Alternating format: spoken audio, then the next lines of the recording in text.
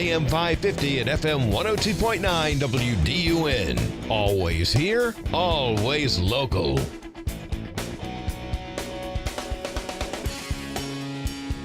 Just glad to know that we've got a direction. I think the worst part about the last week is just not knowing. I think that's really obviously been very unfair to our kids that have worked so hard to put themselves in this place. So I know at this point they're just simply relieved to know that they're going to play again and when they're going to play. So I know they're stoked, they're excited about that, and they're ready to go. It is the Martha Zoller Show, and it is so great to be here. I'm glad to be back. I've got a lot to tell you about my trip, but first we're definitely gonna be around the corner and around the world today with the show that we have lined up, and we look forward to hearing from you at 770-535-2911. I just spent 5 days with my grandchildren, and so I have just enough of a raspy voice to sound better because it never fails. 48 hours after I'm with my grandchildren, I am sick. So be prepared, Logan. But it's like because, they're always sick. In fact, 2 of them went to the pediatrician on the way back from the cruise with ear infections. So I'm always prepared for that. Anyway, Sam Cuvion is here with me. Don't let that deter you, Sam. You're not in the grandchildren world yet, but just be prepared for that part of it. Not yet. Just got one married, so maybe a little time until we have the grandkids. Yes, but I tell you, it is just warning you right now. Just tell Margie, 48 hours after the grandkids leave, you're sick. I got you. Okay, so because you're still going to hug them, even though they're snotty. Okay? Oh, yeah. It's just, that's the way it is. But anyway, let's talk. A lot's happened. You're in your final month as the mayor of Gainesville. You're running for Congress, but also we've had these big national news stories. One very sad, and that's Charles Hush missing on the Appalachian Trail, and we don't know what the outcome of that is. The other one, sad, angry, there's a whole range of emotions, has to do with Gainesville High School. So as the mayor of Gainesville, do you have anything to do with that? I know you have thoughts on it because you're very involved with Gainesville High School. Yeah, I would say I had more than anything, moral support. Just moral support. Yeah. Jeremy Williams and I talked during the process, but more than anything, I just wanted to give the boys, just let them know that, the people in Gainesville are supporting them. I mean, it was a very difficult week. I'm always want to be careful to criticize leadership bodies like the GHSA, but I sat in on their executive committee call, and I just felt like they didn't take it seriously. I felt like they went in there thinking our team left the bench. The rule is leave the bench, suspend them. And I thought they kind of were taking a cut and dry attitude. And when you listened, you had people who joined the call at the beginning that when they asked for their vote at the end weren't there. You had people who, I'm not exactly sure what happened, but it sounded like they were reprimanding their child or maybe feeding them breakfast. You could hear in the background. You had other members who were sitting on mute, and when they were asked for their vote, they unmuted, or if they were asked for an opinion, they had to unmute. Martha, you and I know that when we sit on a call on a Zoom and we're muted, it generally means we're checking our text messages or looking at our emails. I'm just not sure how seriously they took it. You had the communications guy when Gainesville High School said, okay, Marvin, play the tape. It was a solid 2 minutes, 3 minutes. I mean, that it didn't play. It looked like a kangaroo court. And I'm sure Dr. Scott, the head of the GHSA, is a fine individual. But when you see that, and you saw that we had 39 players suspended originally, then they cut it to 34, and then they said these 2 that weren't on the end of the field. It was like, did you take it seriously to begin with? These are kids. We could downplay it and say it's just high school football. But let me tell you something. When we start downplaying high school athletics or high school drama in the plays at school, extracurricular activities, if you downplay that, then that is what really keeps society moving forward. Well, and also it's those extracurricular activities. Yeah, your English teacher is great, and I had some great ones. I still remember Mrs. Hammond, but I had her for one semester, okay?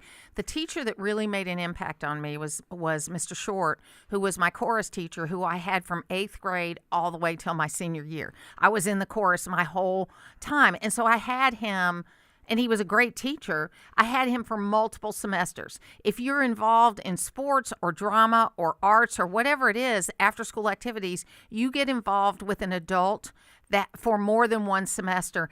And it's important to have good leadership in those positions because those are the ones you remember and really mold you. 100%. And Coach Niblett has been a stand-up guy for this team. I mean, there's a lot of players that their male role model is Josh Niblett. Yes. When they need somebody that they need advice from, it's Josh Niblett that they go to, or one of those assistant coaches. I don't want to downplay how important those assistant coaches are, but at the end of the day, this last week was very tough on these kids, and I'm glad. I mean, fortunately, somebody found a video where they had treated a similar situation differently. I always tell people, as my role as mayor or city council member, I don't know if it was Bear Bryant or Vince Lombardi who said it, but you don't treat everybody fair equally. You treat everybody fairly. Right. You have to look at when you're a leader, you look at difficult situations and you dig in and you find out how can we resolve this in the most fair manner. I don't think you can just carte blanche look at things and just say it's black or white. There's a lot of gray area in these things, and I think the GHSA has learned that, and they're going to have to look at how they handle these situations. I'll tell you this, if the shoe was on the other foot and Gainesville was the instigator and they were the ones that had ripped off the helmets of the other team, if their player had run 40 yards and tackled somebody without a helmet on, pretty much assaulted them, I would not be defending Gainesville. I would have said those kids need to be suspended and you need to be harsh with them. But our kids stood back, took the punishment from the other team, and took about as much as you could before the assault happened, and then they defended themselves. Well, and then, I mean, all you need to know is in that first hearing that happened, I think the Monday after the game, the athletic director of Brunswick was speaking on behalf of Gainesville. 100%. And I was told, and this is another thing, I was told that on Saturday after the game, the Brunswick athletic director as well as the Gainesville athletic director, Adam Lindsay, both offered to go to the GHSA and say, hey, look, let's sit down and look at the film and let's come to a reasonable solution for this. We were looking to give input on how to handle this, but they just wanted it cut and dry and wanted to be able to say they left the field, they're going to be ejected. And then, of course, they ejected the kids that were on the field. I mean, it was a mess to begin with. So it's going to end up that Gainesville will play with these 34 fewer players, right? No, it's going to be the 4 players who Gainesville acknowledged through punches are going to be suspended. Okay. So now we're going to have pretty much a full team good. minus 4. Still playing the number 1 team in the state. It's going to be a tough climb, but it's going to give our guys a chance to do what they played all year for, and that's to continue their season. Yeah, and that'll be great for them, I think. And it's a good lesson to learn. It's, I think it's going to be very exciting. It was funny. We were driving home yesterday, and we stopped at the Brunswick McDonald's to get some breakfast on the way off the ship. And I said, don't tell anybody we're from Gainesville when we go in here. Don't strike up a conversation and say we're from Gainesville. But anyway, so shifting gears just a little bit, what's your last month going to look like kind of in the mayor's job? Yeah. Barring anything exciting like this coming up. Yes, we have our final meeting. We'll have a work session next week, and my final council meeting will be December 16th. Martha, I tell people when I'm out on the stump campaigning, I tell people, the highest honor I've had in my life was being a father and being a husband, but, right up under that is being elected mayor. I take great pride in having served the people of Gainesville. I feel like we've made a lot of progress. I feel like I've had a part in that progress. I don't take all the credit. I've worked with some great city council members. Our staff is phenomenal, but I think that's one of the things that makes me a great candidate for Congress is realizing that you can't do it on your own. You've got to surround yourself with good people, and I'm looking forward to this last month. Not dreading it at all. Just looking forward to serving the people of Gainesville for one more month. Well, I think it's going to be interesting, too, because I know I don't want to drag you into something too controversial, but, Marjorie Taylor Greene announced that she was going to resign on January 5th. And I was very critical of her for that because, first of all, to avoid a primary, all she had to say was she wasn't running for re-election. She didn't have to quit in the middle of her term. And for me, what frustrates me is that you ask for this job. You're going around the district asking for people to vote for you. You're raising money. You're probably putting a little of your own in there too. And to quit in the middle just because you don't like the fact that you've been criticized, I think she's wrong about it. I agree with you. I've never met Marjorie Taylor Greene, but her resigning midterm is the exact opposite that I would have ever thought I would see out of her. She was the quintessential fighter, and I thought even if she was at odds with the president, I thought she would continue to serve. I think quitting midterm is just not something that I would have expected, and but here we are, and we'll have an and it's election. going to cost her constituents money. It will. They're going to have a special election, and then they're going to have another election at the end of the year. So it's going to be crazy. And a lot of people have supported her through the years. I mean, what about that? That support. I never agree with AOC, but I thought AOC's comment was really funny. She says she got criticized for a week. I've been criticized for 5 years by this guy, and she folded. I mean, Marjorie was criticized by a lot of other people besides Donald Trump, but I do think that was funny. It showed a little bit of sense of humor. Martha, I'm going to go on record. I'm not going to agree with AOC. Okay, good. On anything. That's right. Anyway, so now what's next for your campaign?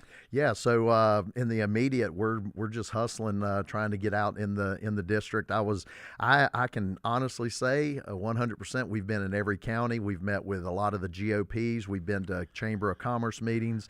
I was in Gwinnett County yesterday meeting with a citizen. I'm going to be in Jefferson on Saturday for their Christmas parade. We have Christmas on Green Street on Sunday. I have an event coming up on December 15th. In Athens. My hometown is Watkinsville, Athens. So going to go out and ask for some support from those people that I grew up with. You're from Watkinsville? Grew up in Watkinsville. I thought everybody moved to Watkinsville and didn't come from there. I tell people I was from Oconee County before it was cool to be from Oconee County.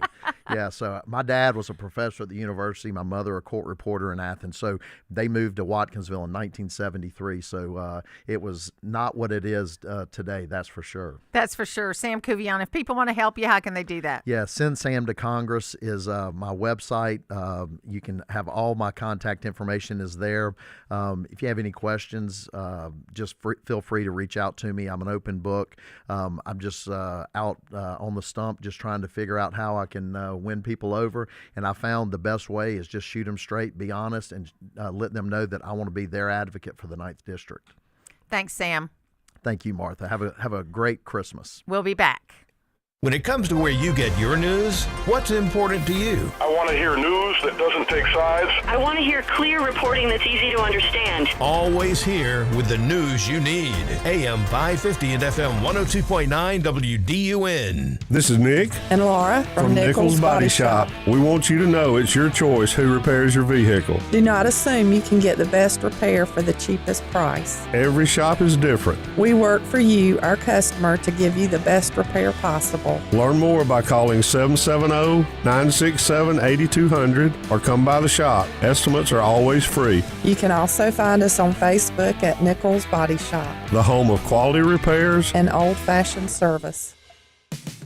When you have a problem with your roof, you want someone who can respond quickly, but also who knows roofing. That's what you get at Georgia Select Roofing. This is Chris Earls, and we do roofing right. Estimates are free, we can help you navigate your insurance claim, and we also offer financing. Check out our Google reviews and you'll see that Georgia Select Roofing offers the best service around. See us today at georgiaselectroofing.com or call us at 678-316-6899. Family owned and operated, Georgia Select Roofing has you covered.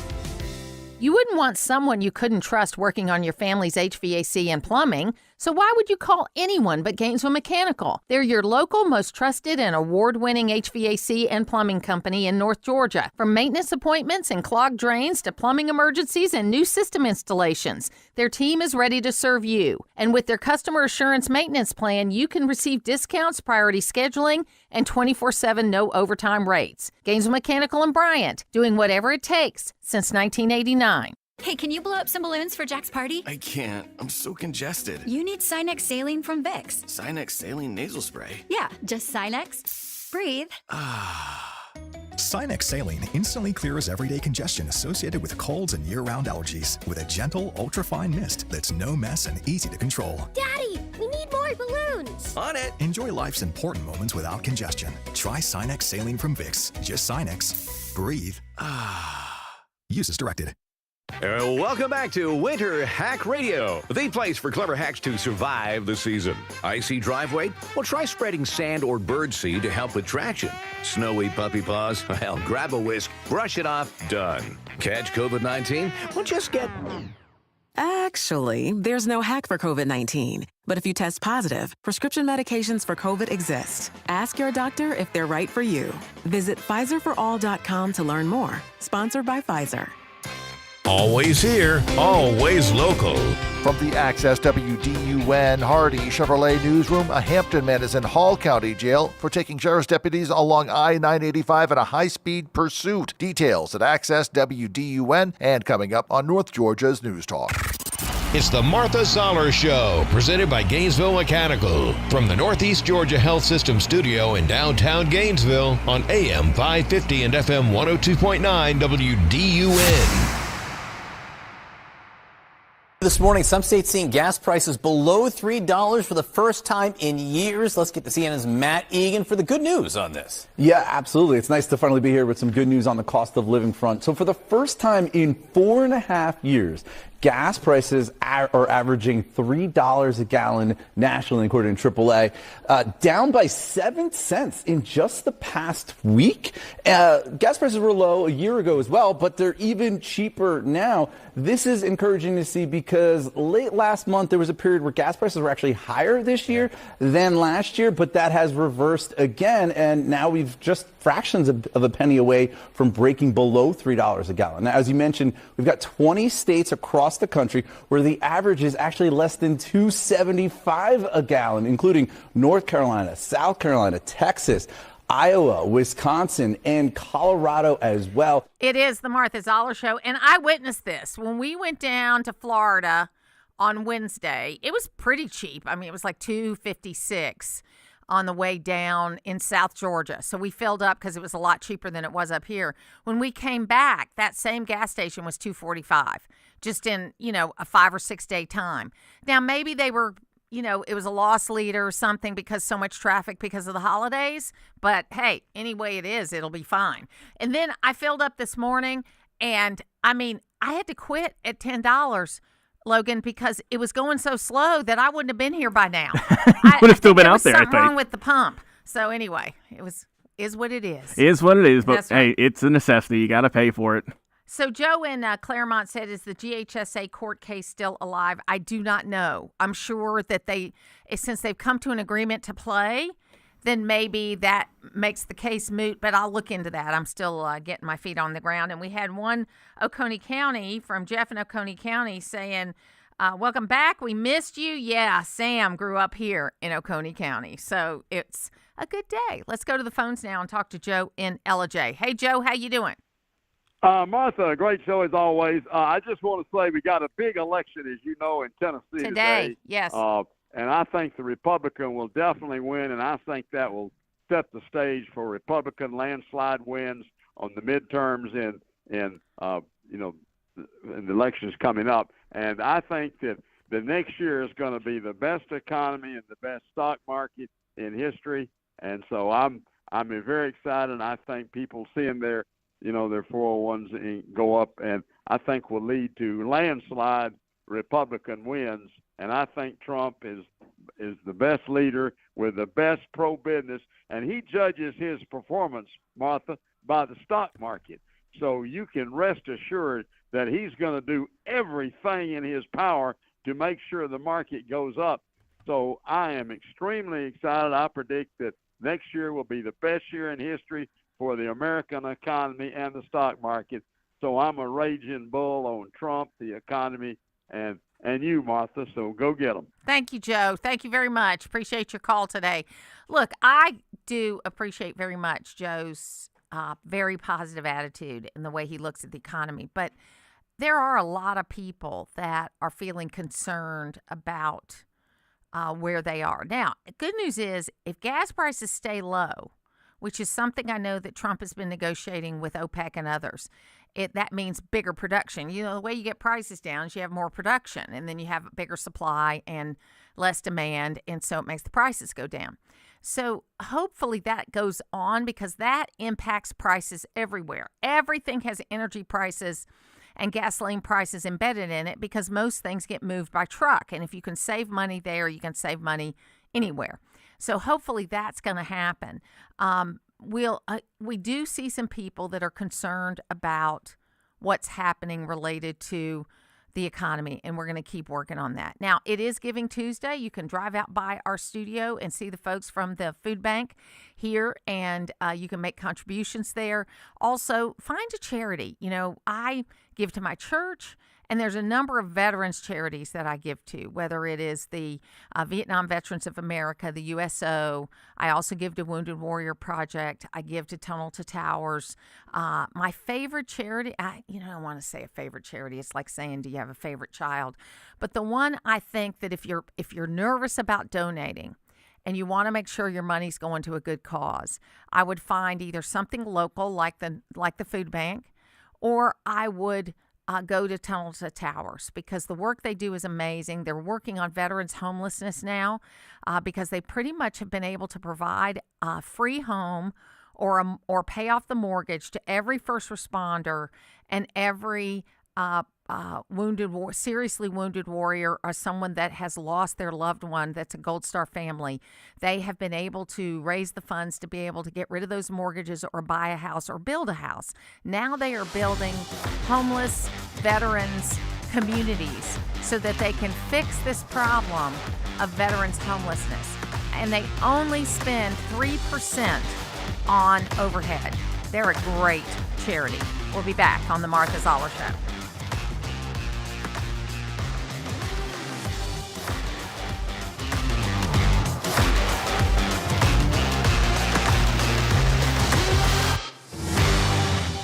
As an electric cooperative, Jackson EMC must always have an eye on the future, exploring the newest innovations taking place in every area of our business.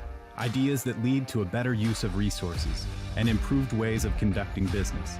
Automated switch technology, iPads in the field, and internal networking that enable us to pinpoint outages, access complex mapping, and provide faster response times. Jackson EMC, innovation for today, innovation for tomorrow. While technology has certainly changed the way people do business, it hasn't changed the way we treat our customers. It's Mike Cormier, and at Hardy Chevrolet, we are as committed to excellent customer service as the Hardys were when they started the business here in Gainesville over 4 decades ago. When it's time for a new or used vehicle, remember what Charles Hardy always said. We love you and we need you. Together, let's drive. At Hardy Chevrolet, Brownsbridge Road in Gainesville, online at hardychevrolet.com. Be a hunger hero this Giving Tuesday. Join us for a food and fun drive for Georgia Mountain Food Bank. We urgently need to restock our shelves to assist families in our community this holiday season. Drop-off locations will be throughout town at the WDUN Downtown Studio and the Walmart Neighborhood Markets on Thompson Bridge and Browns Bridge. And thanks to a generous matching gift from Smith Bell Petroleum, every dollar donated on Giving Tuesday will be doubled, up to $10,000. Become a hunger hero today by giving to the Georgia Mountain Food Bank at gmfb.org. If your outdoor Christmas display is visible from space, then log on to accesswdun.com. Light Up North Georgia is your chance to win a large turtle box, a stay at Lanier Islands Resort, or a Downtown Merchants gift card. Light Up North Georgia is sponsored by Jackson EMC and North Georgia's News Talk. WDUN Gainesville, WDUN FM Clarksville, Gainesville. Always here, always local. It's 9:30. Fox News, I'm Therese Crowley. On this Giving Tuesday, President Trump holding his 9th cabinet meeting with some flare-ups to manage, including scrutiny of a double-tap strike on a narco-terror drug boat off Venezuela, the shooting of 2 National Guards in D.C., and a pause on refugee admissions with a new plan. Secretary Noem on social media proposes a full travel ban on countries she says are flooding our nation with killers, leeches, and entitlement junkies. Fox's Chris Foster says the country is to be named soon. December blasting a nor'easter from New England to North Florida. Freezing rain and snow that spread from the Midwest, where the damage is already done at the airports like Chicago's O'Hare. Our bags are in Fargo. We had to go shopping today. It's bad, man. It's just bad. Today's airport delays in the storm at Detroit, D.C., Atlanta, New York, and still O'Hare. America's listening to Fox News. Always here, always local. From the Access WDUN Hardy Chevrolet Newsroom, I'm Steve Winslow. A 16-year-old Stevens County High School student is arrested after he attempted to enter the school with a loaded firearm Monday. WDUN's Lawson Smith reports. The Stevens County Sheriff's Office says the pistol was discovered in the student's backpack through the school's weapon detection system at the beginning of the school day. School resource officers arrested the student without incident. Upon further investigation, officers discovered that the firearm was stolen. Sheriff's deputies then responded to the school to assist in the investigation. The student was taken to a nearby youth detention center. The agency says he faces felony charges, including possession of a handgun under the age of 18 and carrying weapons on school property. And a North Georgia mainstay is combating food shortages and braving the elements to raise funds today for the food donations on this Giving Tuesday. As Georgia Mountain Food Bank's volunteers are outside WDUN's downtown Gainesville Square Studios and outside of Gainesville's Walmart markets collecting canned goods and financial donations. Rebecca Thurman with the food pantry tells WDUN's Mornings on Main Street they're blessed to have a matching donor sponsor with Smith Bell Petroleum today. So any gift today will be doubled. So normally for the food bank, $1 equals 5 meals. This year it will be $1 equals 10 meals. And more than 70 North Georgia food pantries and distribution sites benefit from Georgia Mountain Food Bank's work. More news online at Access WDUN. Now here's your Access WDUN weather forecast. Morning rain shower chances. It's otherwise turning partly cloudy later, around 50 for the high today. Then mostly clear skies expected tonight. The lows will be in the lower 30s by Wednesday. From the Access WDUN Weather Center, I'm meteorologist Holly Strano. In Houston, 42 degrees, Dahlonega 39, and in Gainesville, 40. From North Georgia's News Talk, AM 550 and FM 102.9 WDUN. What if I'm survived by a spouse with dementia or in a nursing home? Will they be protected? This is Kevin Tharp, elder law and estate planning attorney, and I've been helping people in your situation for over 35 years. And I can help you protect your loved ones when the time comes. But you need to make the first call. Visit my website at kevintharpwithane.com and learn how to get help planning for the future of your loved ones. That's kevintharpwithane.com. Full Bloom Nursery is now closed for winter and will reopen for the spring season in March. This is Kelly letting you know that we have services we offer during the winter, including consultation, design services for spring planting, and also pruning and maintenance of your landscape. Winter is a great time to get a head start on planning that beautiful landscape you've been wanting to achieve. Visit our website at fullbloomnursery.com and select the contact button to send us a message and get started on your landscaping goals. Use the Access WDUN Talk and Text line, presented by M&R Rental at 770-535-2911, and be part of the conversation. From the Northeast Georgia Health System studio in downtown Gainesville, it's the Martha Zoller Show on AM 550 and FM 102.9 WDUN.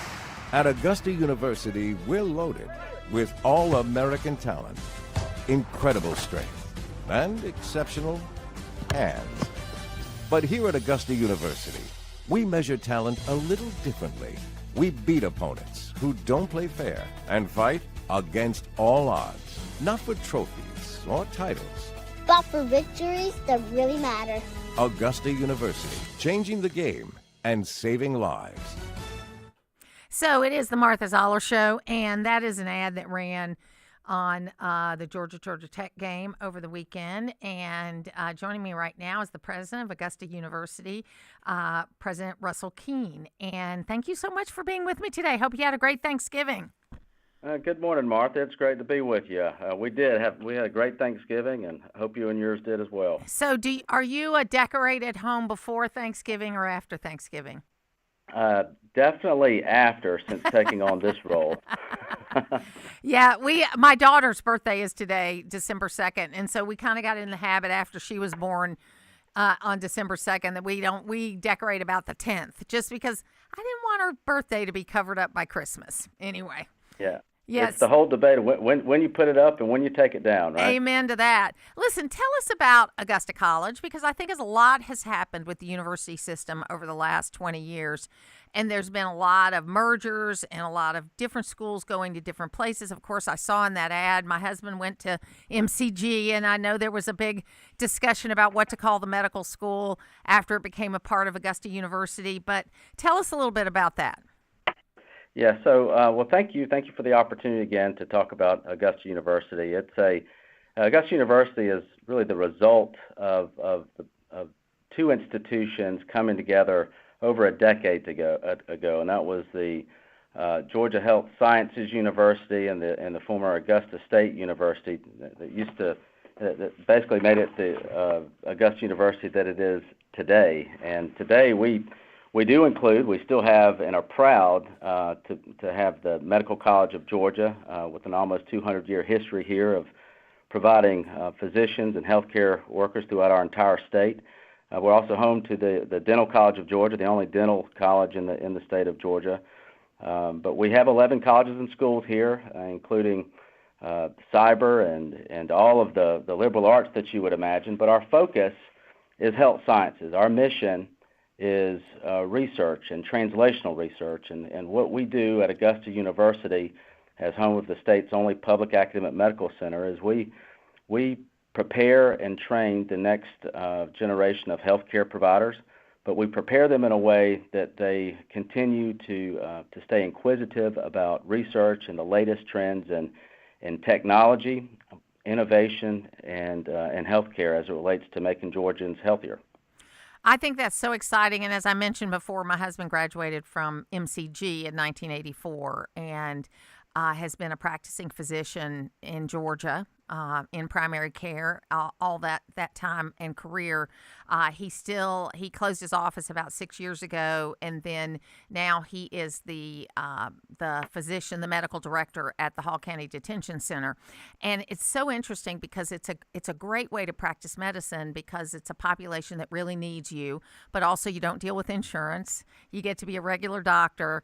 And it's pretty exciting, actually, what he's doing right now.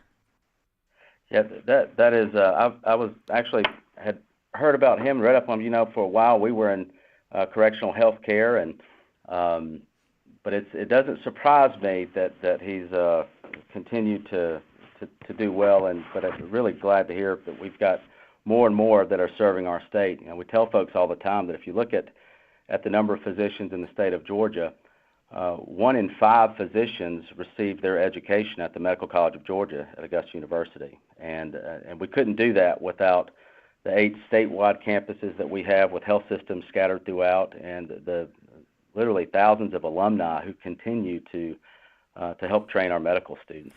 Well, and don't you think that part of the challenge is, especially with physicians, and I know that the physician situation has, you now have PAs and you have hospitalists and you have all kinds of other folks that are in this under this medical umbrella, nurses and CRNAs, and the list goes on, right?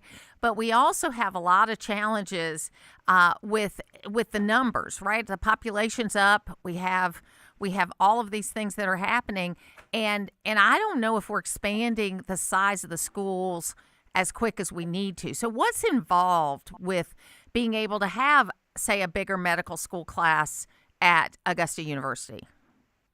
So it is. There's a lot to it, but a lot of it really revolves around the partnerships that we have with health systems throughout the state to provide clinical rotations for these students. Yes. The Medical College of Georgia is the 4th largest medical school in the country when you look at the first year class size, and that's continuing to grow. We have 304 students per class, and so many of them here, but they are. We just opened up a 4-year campus in Savannah, as we decant Athens, and opened up a 2-year campus with Wellstar Kennestone in Atlanta. And so we continue to find ways to educate our students. But we're also, with many of our partnerships with Wellstar Health System and the digital health arena, training our students to think about, if you think about the old house calls that physicians used to be able to make, you put that with the technological twist to it, and all of a sudden with the digital delivery of healthcare, we can do much of that today. And we've got one of the fastest growing digital medical research and delivery centers in the state, and then we're aiming for the country, and we want it to be a model for the country to use to deliver healthcare. And I think in doing that and having these partnerships, you're going to continue to see the state get healthier and healthier.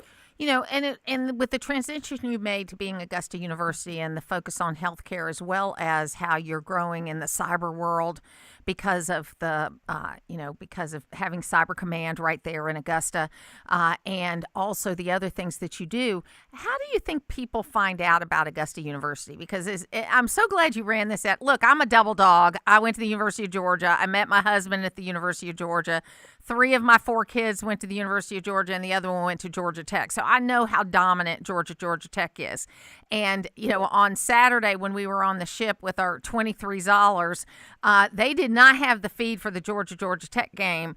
And there was almost a mutiny on board, okay? So it was because it was a cruise out of Jacksonville for a 5-day cruise, and there were a lot of folks from Georgia on this cruise.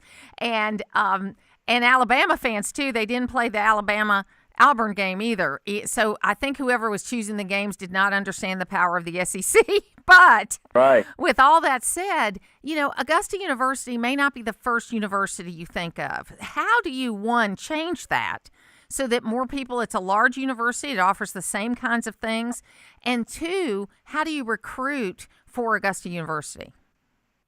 So, well, thank you for the question. I'm also I'm a proud product of the University System of Georgia. I got my undergrad and master's at Georgia Southern and my doctoral degree at the University of Georgia's Institute of Higher Education. And so I, too, am a fan of them. And we partner with Georgia Tech and University of Georgia, a number of our schools within the system. And as we began, so I've been serving in this role for about 16 months now. And one of the things that the Chancellor and the Board of Regents charged me with is to continue to elevate the profile of this institution, to let folks know, not assume, that people know the impact that we're having on the state. And when you kind of look at the Georgia Tech game, these in-state rivalries, anything can happen. And in many ways, we kind of considered this the in-state Super Bowl, and we approached that with our team as such.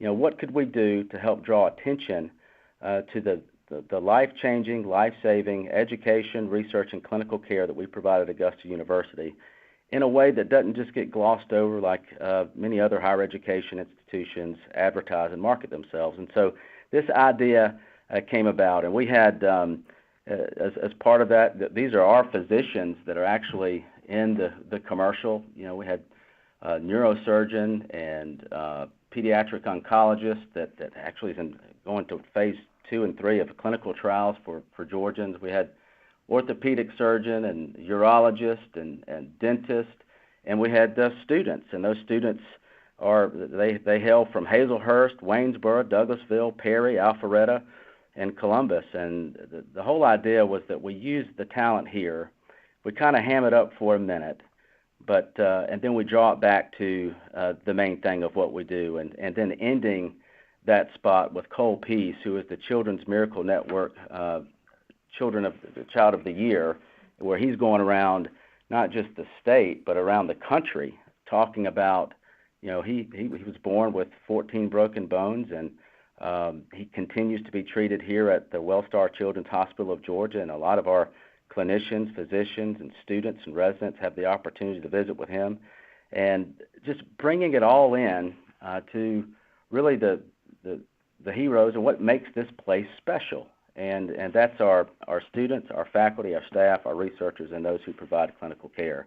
And then to have a patient like Cole, who has undergone multiple surgeries to strengthen and realign his bones, and he's 7 years old, full of energy and curiosity, and he loves basketball. But it's just a way to think about how we tell our story differently. And this is just the beginning of us continuing to tell our story and to remind folks and reemphasize with them the critical role that Augusta University plays for the state. So one last question, because I'm on the State Board of Education, and one of the things we're really working on is CTAE, which is Career Technology Education, Agriculture Education, and we're trying to, get ready for the jobs of the 21st century. And I think the mission of Augusta University is right on track as far as these healthcare jobs or healthcare careers, because if you look at every quarter of job creation, even through the economic crash of '08, and even through the pandemic, whatever, the healthcare sector grew, even when the economy was falling, right? Every single quarter, you can go back 15 years. I bet you can go back 30 years if you wanted to. And so that part of the mission, I think, is spot on and right. I want to know if in your discussions with other presidents and the university system and that kind of thing, are we doing a better job of how to kind of manage the rest of these students into careers that they're going to get to that might not need a 4-year college degree, but they still need some college to be able to do it along with some kind of training? Absolutely. I think there's always something more and something better that all of us can do. Yes. I think the Chancellor and the Board of Regents have done a really good job of focusing presidents of all 26 institutions in the system about that very question. And you'll see a lot of things, that the Chancellor's really championed this idea of civility and how we get our students to think. And so you'll see a lot of these debate teams around all these campuses. And the great thing about Augusta University is that, yes, we are Medical College of Georgia, Dental College of Georgia. Some of our students, when they come in, they think, well, maybe I want to do something different than medical school. Maybe I'm not cut out for this area, but I'm interested here. And we really work with them to find their niche. Someone might think they want to be a clinician, but then they find a passion towards research. And then from a technology standpoint, this is something that we're talking about, not just us in the state of Georgia, but we're talking about all over the country, is how do you leverage technology in this advent of AI? How do you leverage? We're asking questions, and we've just created a Department of AI and Bioinformatics in the Medical College of Georgia that is looking at leveraging this data and information to help cure disease quicker, to recognize it sooner, early detection, and how do we treat our patients better and more efficiently. And so I think a lot of what we're doing with these students is that a lot of folks will talk about, well, is a college degree relevant? And with all the changes, what should I focus on and do? We're infusing critical thinking skills, judgment, the curiosity. The irony is you take the liberal arts base of helping students learn how to think, and then how to leverage what we call here augmented, instead of AI, artificial, we say augmented intelligence, because you're still going to need that discerning voice, that discerning thought pattern. So we want to teach our students how to leverage it and use it and think authentically. But aside from that, it's also this idea of being able to have civil conversations, to disagree without being disagreeable, but also to change on a dime. This world's changing so quickly, and higher education is not notorious for changing with it in an efficient manner. But we've really been challenged by the leadership of Chancellor Perdue and the Board of Regents to think differently about how we solve these problems and how we serve our students. And so you're going to see and you're already seeing a lot of seamless transitions and collaborations and articulation agreements with the technical college system. We are actually hosting today Richmond County School System at one of our basketball games, and we'll have Columbia County School System, because we're engaging at early levels. In fact, if you go to the Georgia Cyber Center here, you'll see students from elementary on up touring, because we want to get them early to be thinking about what they're doing and to get them and cultivate that interest for helping not just themselves and their families, but the state of Georgia and beyond. That is so great. President Russell Keene, thank you so much for being with us. And I think I heard from you 3 kinds of AI: authentic intelligence, augmented intelligence, and artificial intelligence. So there's a lot of AIs out there. That's great. Thank you so much for being with me today, and I hope you have a wonderful Christmas and a Happy New Year. Thank you, Martha, and I hope you have a Merry Christmas and a Happy New Year as well. Thank you. We'll take a break, and then we'll be back. Everyone wants to live a rich life, especially in retirement. Join Rich Life advisor Bo Henderson for the Rich Life Retirement Show, where the math shows you the path. Sundays at 12:35 on WDUN. For over 40 years, Eagle Ranch has helped thousands of children and families find healing and renewal. My name is John Shackelford, and I'm the Executive Director of Eagle Ranch. In 2021, our family felt a clear call to leave our life in Atlanta and come to steward the incredible legacy of the ranch into the future. The ranch continues to come alongside children and families through therapy, practical guidance, and resources, all anchored in the love of Christ. If you or someone you love needs the supportive, healing environment of Eagle Ranch, please encourage them to reach out to eagleranch.org. Are you frustrated with your contacts? Have your glasses become more of a burden? Well, don't suffer. Hi, this is Kim. Here at Advanced Eye Center, we offer all laser LASIK to free your eyes. When you consider not only the amount of money you pay for all of that eye gear, but also the amount of time you spend handling contacts, glasses, cases, solution, and eye drops, how can you not afford to have LASIK? Invest in you. Save your money. Save your time at Advanced Eye Center. Vision correction for all ages. Hey there, it's Cody Lovin, owner of Crawl Space Medic. Is your crawl space giving you trouble? Maybe it's moisture, structural issues, or even foul odors? Don't worry, my team and I, we've seen it all. At Crawl Space Medic, we specialize in crawl space repairs, encapsulations, and basement waterproofing, ensuring your home's foundation stays solid and protected. We're all about delivering top-notch service you can trust with solutions that last. Give me a call at 706-410-2400 or visit crawlspacemedic.com for a free evaluation. Progressive presents Employee of the Month. Small Business Edition. Today's recipient from Michaela's Mobile Spa, Michaela. Michaela got a quick business insurance quote from Progressive and chose from over 30 customizable coverages. Sure, it helps she's her only employee and does literally everything. But while others would rest on their laurels, Michaela was hard at work saving big. So take that, hypothetical other employee who doesn't exist. Be your own Michaela.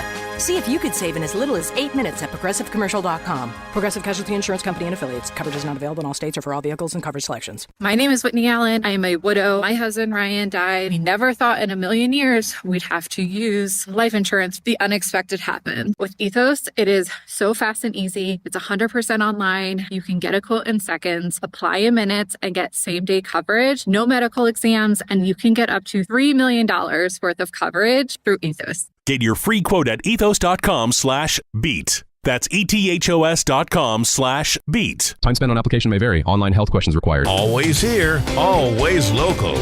From the Access WDUN Hardy Chevrolet newsroom, a Thanksgiving Day fire damages a home in Banks County due to an interior electrical issue. Details at Access WDUN and coming up on North Georgia's News Talk. It's the Martha Zoller Show, presented by Gainesville Mechanical, from the Northeast Georgia Health System studio in downtown Gainesville on AM 550 and FM 102.9 WDUN. They never mentioned the land for me. They always told me it's about religion. They always told me that their goal is to after they kill the Jews in Israel, they will go on to the entire world to kill the Jews and the Christians. So it is the Martha Zoller Show, and it is, that is one of the released hostages talking about, what they talked to him about, while he was in captivity. He said they never mentioned the land of Palestine. They never mentioned any of that. What they said was they were going to kill all the Jews, first in Israel, and then they were going to go around the world and kill all the Jews and Christians. This is what they told. Now, maybe it was, Stockholm Syndrome, and this was what they were telling them in order to scare them. But now there's 3, 4, 5 hostages that have told this same story. And on Thursday, I'm going to be going to Atlanta to hear 2 of the hostages speak, because I think that what people don't understand, I think there are a lot of good people that have been bought into this whole Free Palestine movement. I mean, heck, they were lighting the Christmas tree in Portland, Oregon. And instead of singing Christmas carols, they were chanting Free, Free Palestine. Okay, that is the most perverted thing I've ever heard in my life. But they figured it was a moment to yell Free, Free Palestine at a Christmas tree lighting in Portland, Oregon. Okay, here's the thing, folks. You have to understand who your enemies are and what your enemies are. There are a lot of problems that they have. But if they tell you what they're going to do, believe them.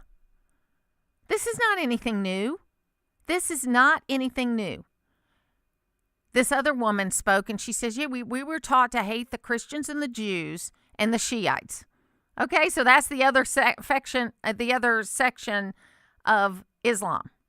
We were taught to hate the Christians and the Jews and Israelis and the Shiites. Now, it's hard to fight against that, but believe them when they tell you that. The first war we had in America was with the Barbary Pirates. The Barbary Pirates were radical Islamists. Okay, this was 250 years ago. Not quite 250 because it was around 1800. 250 years ago, 225 years ago, we were fighting radical Islamists that wanted to take over the world. They have been saying this for 250 years at least. We need to believe them when they say it and stop trying to put Western views. This is why good people that I know have been bought in. Oh, the poor Palestinian people.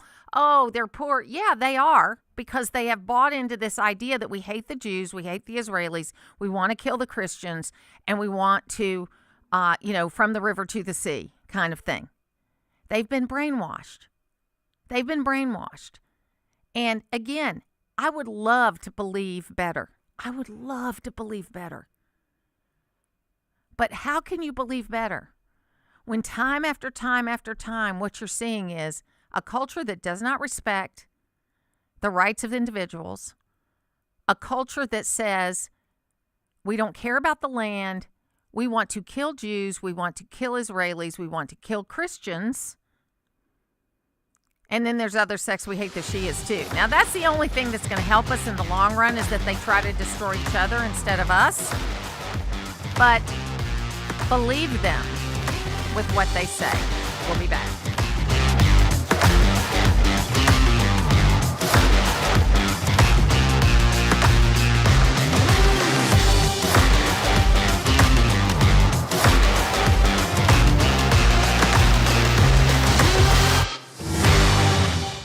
Whether it's a slip that ends in a slip disc, a trick knee that's holding you back, or shoulder pain hurting your game, you can count on Northside Hospital Orthopedics.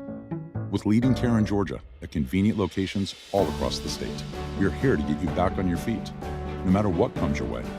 Because Georgia moves us, and we keep Georgia moving. Find a provider near you at northside.com/ortho. That's northside.com/ORTHO. Oh, how's that flu, babe? Did you take Dayquil Intense Flu yet? Nah, I got this. Ugh, okay, I don't got this. You stay on the couch, and I'll grab the Dayquil. Undo your flu symptoms with Dayquil Intense Flu. Dayquil Intense Flu provides powerful relief of your flu symptoms. I'm ready for that to-do list. Wow, you do got this. Dayquil Intense Flu. The daytime coughing, aching, fever, under your flu medicine. Use as directed. Keep out of reach of children. Hey, can you blow up some balloons for Jack's party? I can't. I'm so congested. You need Sinex Saline from Vicks. Sinex Saline Nasal Spray? Yeah, just Sinex. Breathe. Sinex Saline instantly clears everyday congestion associated with colds and year-round allergies with a gentle, ultra-fine mist that's no mess and easy to control. Daddy, we need more balloons. On it. Enjoy life's important moments without congestion. Try Sinex Saline from Vicks. Just Sinex. Breathe. Use as directed. WDUN Gainesville, WDUN FM Clarksville, Gainesville. Always here, always local. It's 10 o'clock. A lot of lawmakers want a lot more answers. I'm Dave Anthony, Fox News. About the U.S. operation off the coast of Venezuela targeting illegal drug trafficking. We don't allow the military to act as the police officer, the prosecutor, the judge, the jury, and the executioner. That's Democratic Congressman Jamie Raskin as the controversy grows about an attack on one of the more than 20 boats blown up, putting Secretary of War Pete Hegseth under scrutiny when a second strike killed survivors of the first bombing. Fox's Chad Perkins is the Capitol. Raskin calls the strike a, quote, war crime Hegseth and the White House say the strikes were legal. Hegseth denies that he issued the order. The administration insists that the U.S. acted to protect self-interest. Lots of Republicans have questions, but many support the administration's explanations. I can't recall any time in my history doing counterterrorism operations where we strike a group, whether that's a building or a boat or a vehicle, and then we were like, oh, well, they're survivors. We have to go. We can't kill them. Of course we killed them. That's Republican Congressman Dan Crenshaw. We may hear more from President Trump on the controversy at a cabinet meeting next hour. The chances to end Russia's war are better now than ever. That's what Ukraine's President Volodymyr Zelensky said this morning after negotiations on a U.S. proposed peace plan. And Zelensky wants a meeting with American leaders as soon as possible after today's talks in Moscow led by a special U.S. envoy. Steve Witkoff's meeting with President Putin is the latest move in attempts to bring peace in Ukraine closer to reality. There's been some back and forth since the U.S. put forward a 28-point settlement plan less than 2 weeks ago. Ukraine and its allies argued it rewarded Russia for its invasion and say they have secured a number of changes. But we could find out soon if the amendments are acceptable to Vladimir Putin. Fox's Jonathan Savage. All the polls are now open in Tennessee in a special election for a vacant seat in Congress. America's listening to Fox News. Always here, always local.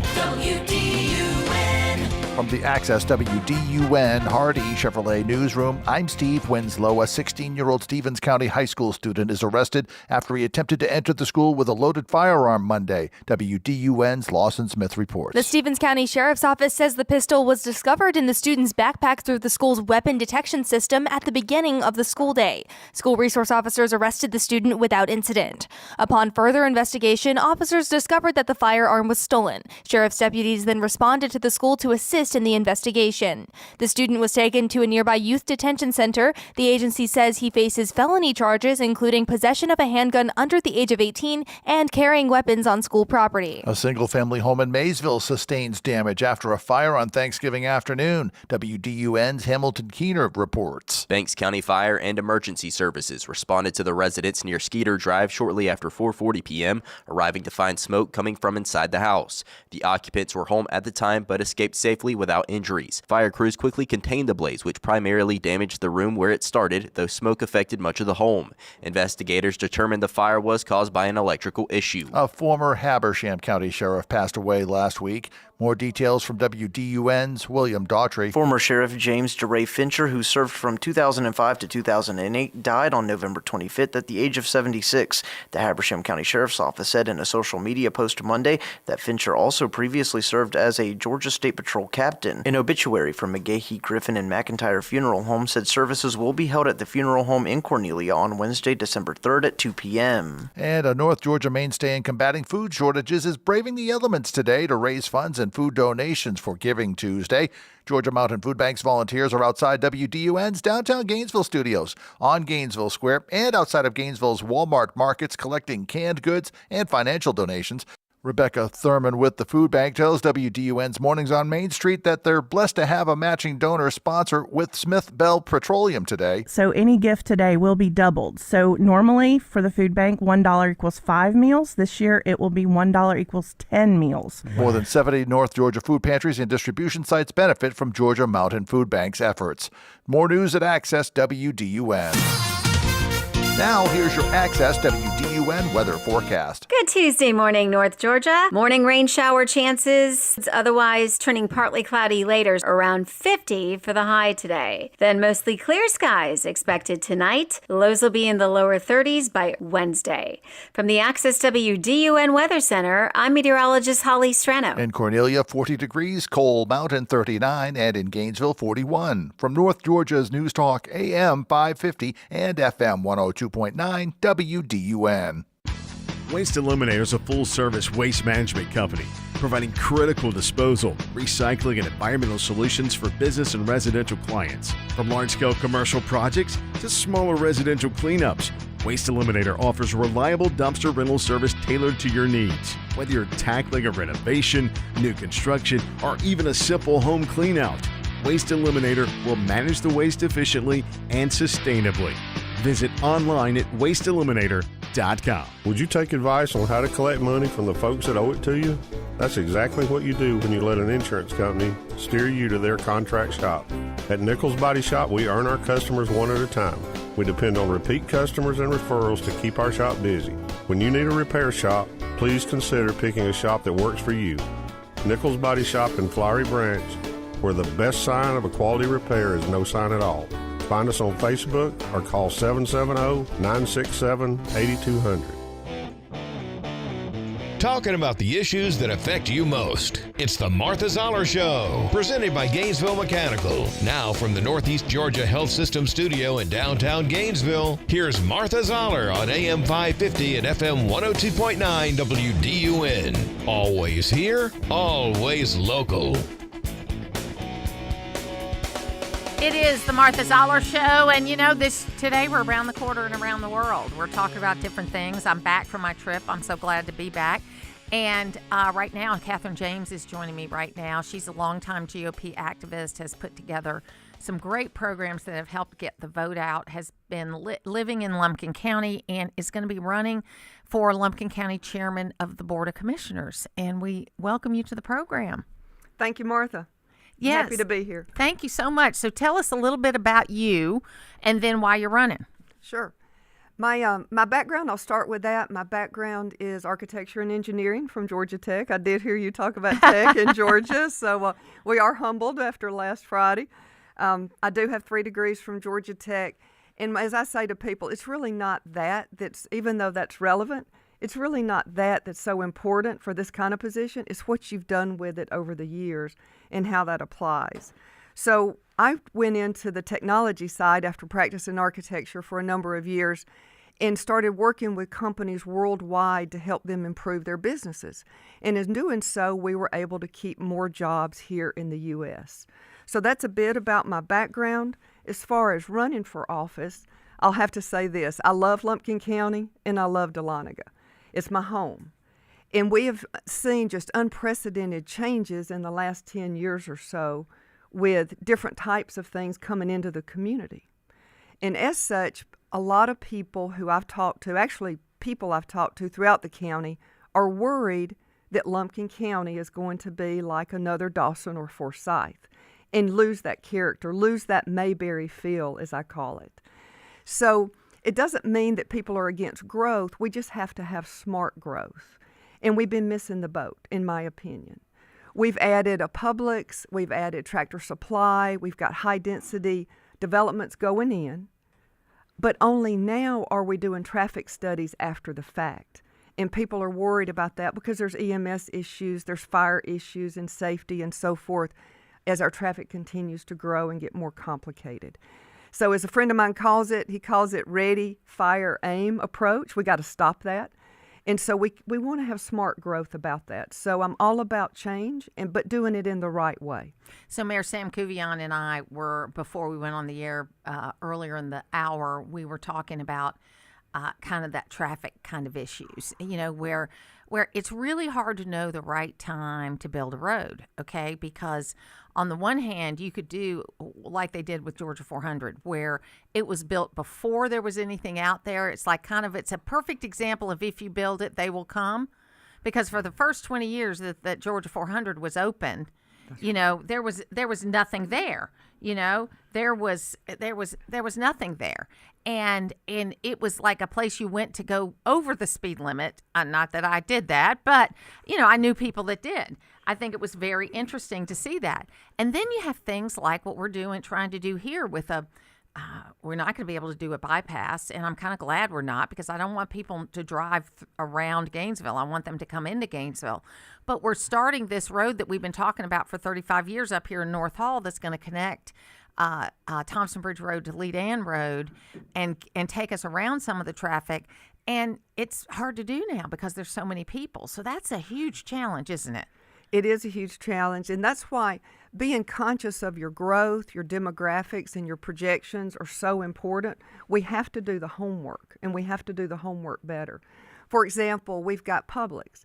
Well, people who are familiar with Publix also know that they're not a grocery store. They're not just a grocery store. They're a real estate company, and they have been for years. Every time a Publix goes in, they look 2 or 3 years down the road to put apartments in high-density housing. But if we don't plan for that and already accommodate that, we don't have to have everything built out day one, but we have to have that vision for the future to be able to deal with it.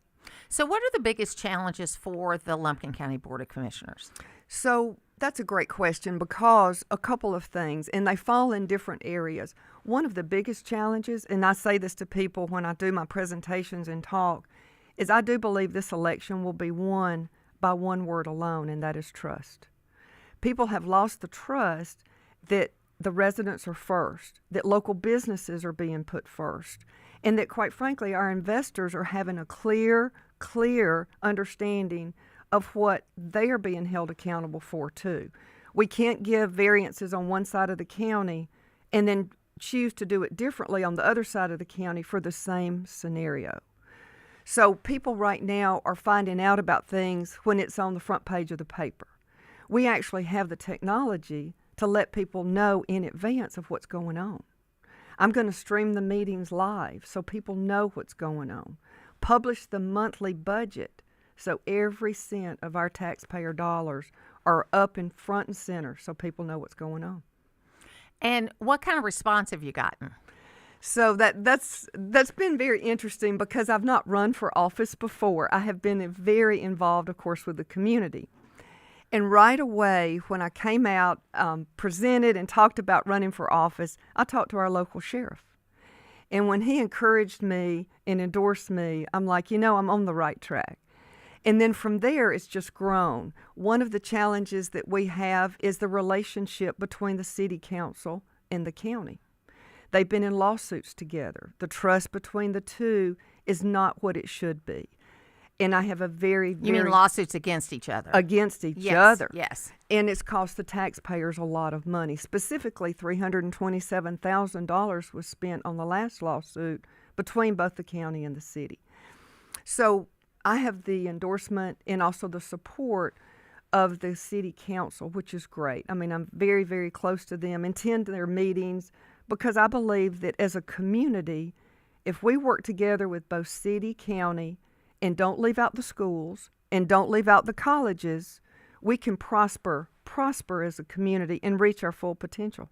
We're talking to Catherine James. She is a longtime activist in Lumpkin County, an engineer and an architect, and is also running for county commission chair in Lumpkin County.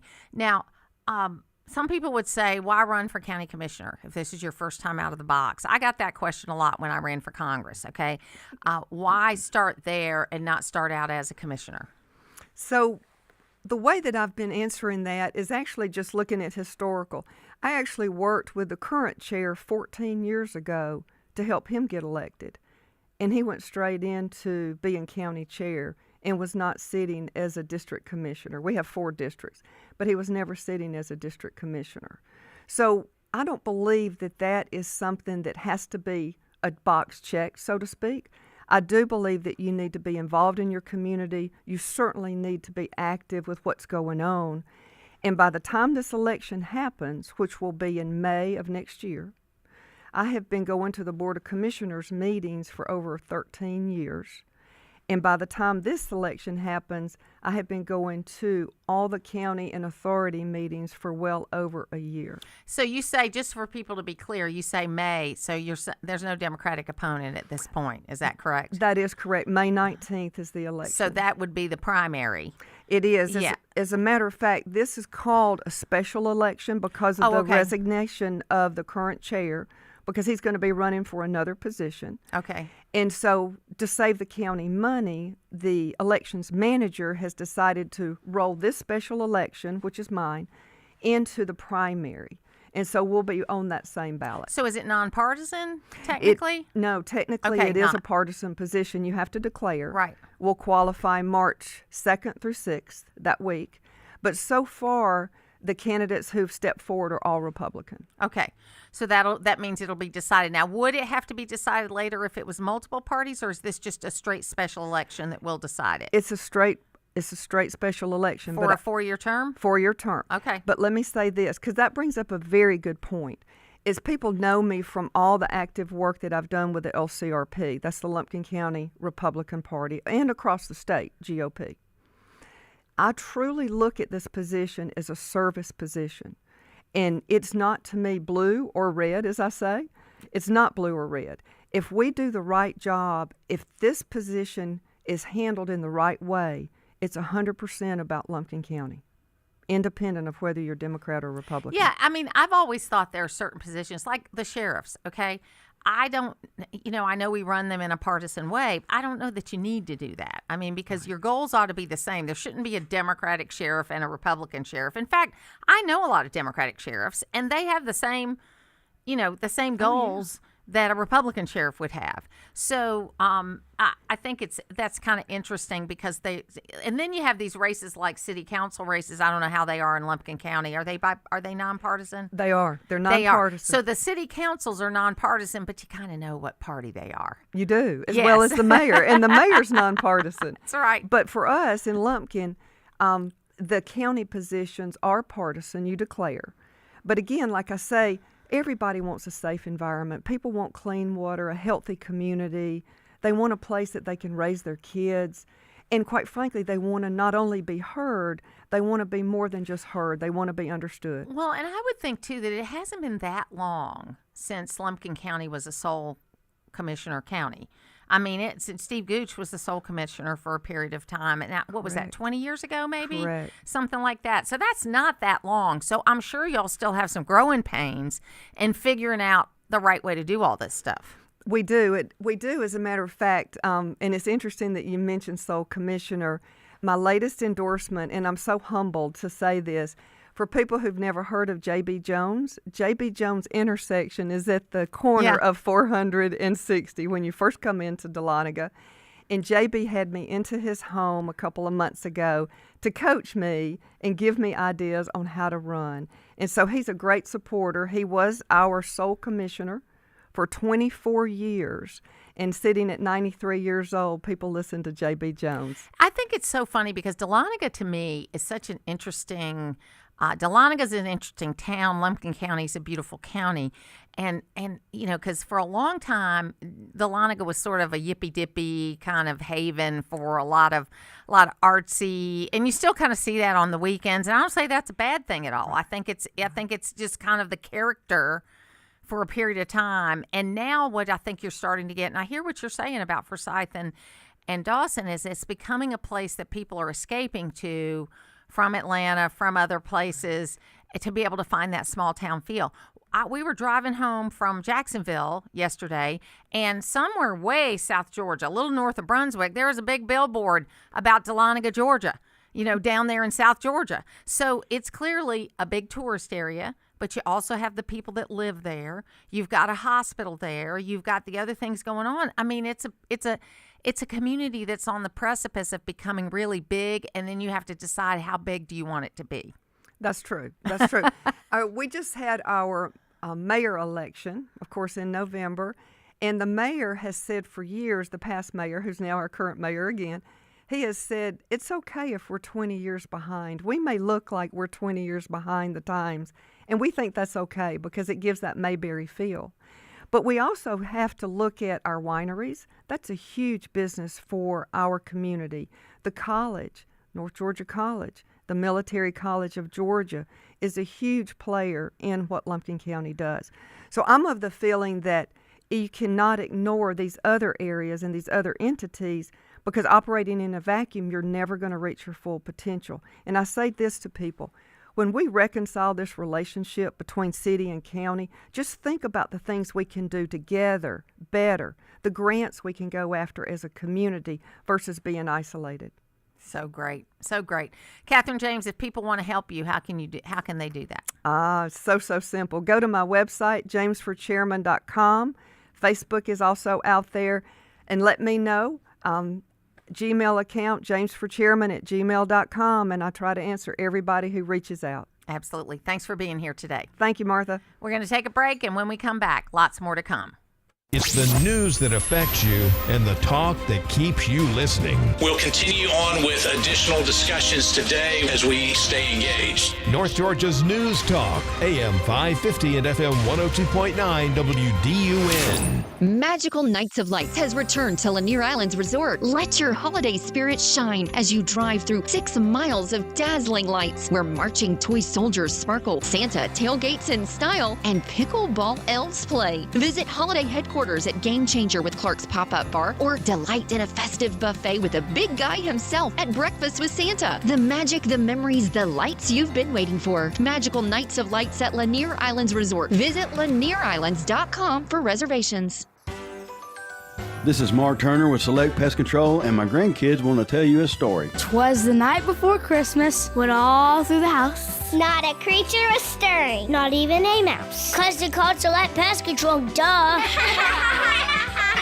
Select Pest Control wants to wish you Merry Christmas. If you want to have a pest-free Christmas, give Select Pest Control a call at 770-536-8837. And Merry Christmas. On-time service and experience matter for your home's heating and air system. For more than 40 years, Conditioned Air Systems has been North Georgia's solution for residential HVAC installation, maintenance, and repair. Family owned and operated, we deliver the highest quality service on any brand and model with no hidden fees, promising 100% satisfaction guaranteed. Comfort you can feel, quality you can trust. Visit conditionedairsystems.com to schedule an appointment. I'm Ed Evans, CEO of Consumer Cellular. Maybe you haven't heard about us. We're not one of the big guys. Truth is, we don't want to be. If you're over 50, Big Wireless has you paying for more data than you might need. Why? They might want you to cover the costs of younger people who do use all that data. If you're not using the data, you're probably being used. We've heard time and time again that some Big Wireless customers get stuck paying hundreds and even thousands more for years and years because they think it's hard to switch. Not with us. It takes just about 20 minutes and you can change your plan anytime without extra charges. We use the same towers as the big guys, so you'll get the same fast nationwide coverage without the Big Wireless bill. Our plans start at just $20 a month, and for a limited time, switch and get your second month free. Call 1-888-FREEDOM, visit consumercellular.com or a store near you and get your second month free today. Plans include $5 credit for auto pay and e-billing. See site for additional details. Always here, always local. From the Access WDUN Hardy Chevrolet newsroom, a 16-year-old student faces charges for allegedly trying to bring a firearm into Stevens County High School Monday. Details at Access WDUN and coming up on North Georgia's News Talk. Use the Access WDUN Talk and Text line, presented by M&R Rental at 770-535-2911, and be part of the conversation. From the Northeast Georgia Health System studio in downtown Gainesville, it's the Martha Zoller Show on AM 550 and FM 102.9 WDUN. Where soldiers are possibly lost. It is pretty inexcusable that he has not been briefed and he can't speak to it. And what's worse, a president not having all the information he needs to make a legitimate comment, so he holds back in the moment before being ready to make a comment, or, I don't know, willfully lying to the American people about the condition of the President of the United States, which went on for 4 years in this country by all of your colleagues. Totally wrong. That is totally wrong. That is totally wrong. I hope you read all the books that are coming out. I hope you read all the books that are coming out. Joe Biden, when asked about soldiers lost, was briefed and said it. And so you think Joe Biden had problems? At least he was able to do that. What's the excuse for Donald Trump if he's so capable? I'm just saying. I mean, you guys I don't know if you're a upset judge. Trump is exhibiting some, I want to get more facts, and I'm going to be lectured by the people who lied to the American people about the condition of the president. So it is the Martha Zoller Show, and we got to stop this stuff. I don't disagree with Scott Jennings that, that let's just have some peace here. There were, the President of the United States for 4 years it was covered up what his condition was. And that's just true. Maybe he had good days and bad days. All of us that have dealt with dementia patients, they have good days and bad days. But there was a cover up that went on. And that we should, but we as a people have got to stop talking about Joe Biden. We as a party have to stop talking about Joe Biden. And this whole thing that nitpicking everything that President Trump does doesn't help the country either. And I think all of us, Democrats, Republicans, blue, red, in, out, up, down, we need to look in the mirror and say, do we want to help our country or do we want to hurt our country? Because we can make strong conservative points without bashing Joe Biden. Okay? They can make strong, not very strong for me, but strong Democratic points without having to just always be about Trump. There's an election going on today that everybody's going to say is going to be a bellwether because President Trump won this district by 22%, and it looks like it's going to be fairly close. I think the Republican will win, and I think it'll be by more than 10 points. I think the polls are wrong. But we'll see tomorrow because I don't see how anybody that can see some of the things this woman has said and vote for her. And, 20% might vote for her. But we'll see what happens. If it's close, fine. It doesn't matter. As long as you win, close only counts in croquet and horseshoes. And I think that's how that saying goes. You either win or you lose in a political election. As long as the Republican wins, it'll be fine. But we do have to take responsibility for our actions. And the problem is with cable news and other places that all they want to do is attack. And I got to tell you, I had to navigate a lot of different points of view in the last 5 days that I was together with my family, my extended family. Lots of different points of view. And we got to we talked like normal people do. We talked about sports, we talked about family, we talked about kids, we talked about politics. Okay? And they always love to dig me, because I'm the most political one in the whole group, and they like to see if they can play gotcha with me. But we had a good time, and we all left loving each other. Still rocking a little bit, because I got off the boat yesterday. But we got to get back to that, folks. And I'm not being mushy, and I'm not giving up, and I'm not playing kumbaya. I'm saying there are bigger issues in this country than to nitpick everybody's attitude. Now, with all that said, I think somebody's got to take the phone out of Donald Trump's hand. He was doing so well, and I think his staff is exhausted. They've done so much, and I think they need to focus more on their accomplishments rather than who they're mad at that particular moment. Does that sound familiar? I do. My condolences out to the family of the National Guard member that was killed by an Afghan immigrant that was not fully vetted. And it didn't have to happen, folks. It didn't have to happen. And that's what we need to do. We need to be on the side of right, not on the side of gotcha. We'll be back.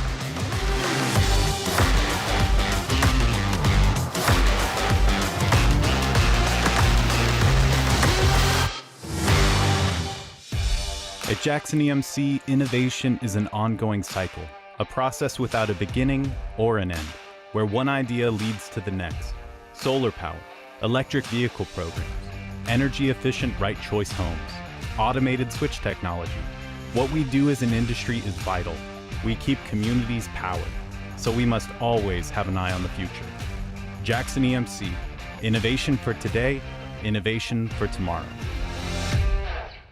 Hey, can you blow up some balloons for Jack's party? I can't. I'm so congested. You need Sinex Saline from Vicks. Sinex Saline nasal spray? Yeah, just Sinex. Breathe. Sinex Saline instantly clears everyday congestion associated with colds and year-round allergies with a gentle, ultra-fine mist that's no mess and easy to control. Daddy, we need more balloons. On it. Enjoy life's important moments without congestion. Try Sinex Saline from Vicks. Just Sinex. Breathe. Use as directed. An official message from Medicare.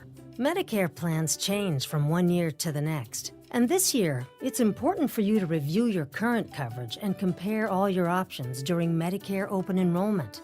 Compare health plans, drug coverage, and costs. See if you can save some money, and don't forget to make sure your drugs are covered. Open enrollment ends December 7th. Visit Medicare.gov or call 1-800-MEDICARE. Paid for by the U.S. Department of Health and Human Services. WDUN is looking for the next Clark Griswold. Upload a picture of your outdoor Christmas light display at accesswdun.com. You could win a large turtle box, a stay at Lanier Islands Resort, or a downtown merchant's gift card. So light up North Georgia with Jackson EMC and North Georgia's News Talk. WDUN Gainesville, WDUN FM Clarksville, Gainesville. Always here, always local. It's 10:30. Fox News, I'm CJ Papa. Accused CEO assassin Luigi Mangione in court for a second straight day. His legal team wants what he told guards at a Pennsylvania correctional facility tossed out. Corrections officer Tomas Rivers said Mangione wanted to know how he was being portrayed in the media, if the focus of the stories was on the crime or on his cause. He said Mangione recommended reading books by authors who are known for dealing with totalitarian oversight of society and resistance to unjust government policies. Fox's Eric Shawn outside the courthouse in New York City. Coming up shortly at the White House, President Trump's 9th cabinet meeting. Polls closed at 7 p.m. local time, Nashville, Tennessee, in a special House race between Republican Matt Van Epps and progressive Democrat Afton Bain. And first time gas is under $3 a gallon for regular since May of 2021. That from AAA. America's listening to Fox News.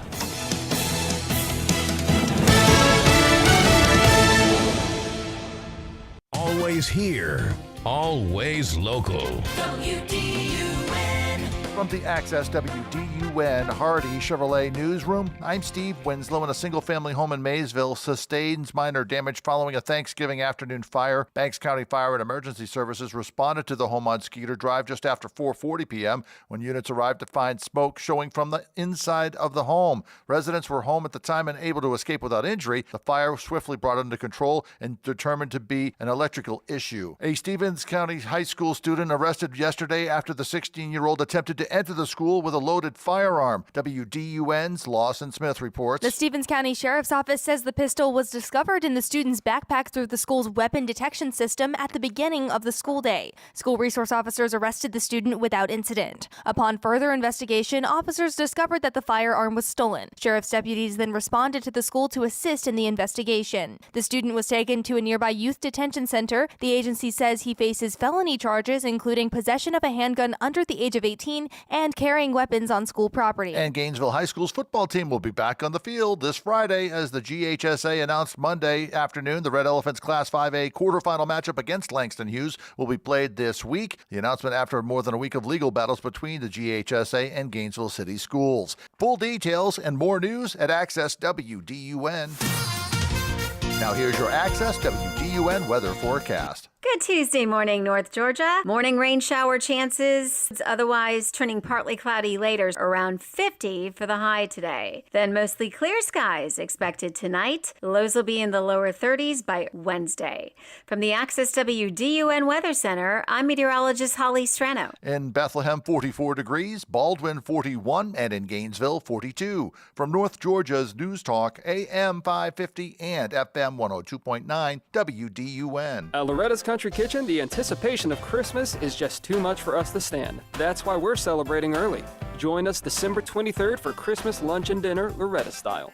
That means plenty of home-cooked meats, vegetables, and desserts in a warm, friendly atmosphere. View our full Christmas menu online at lorettascountrykitchen.com.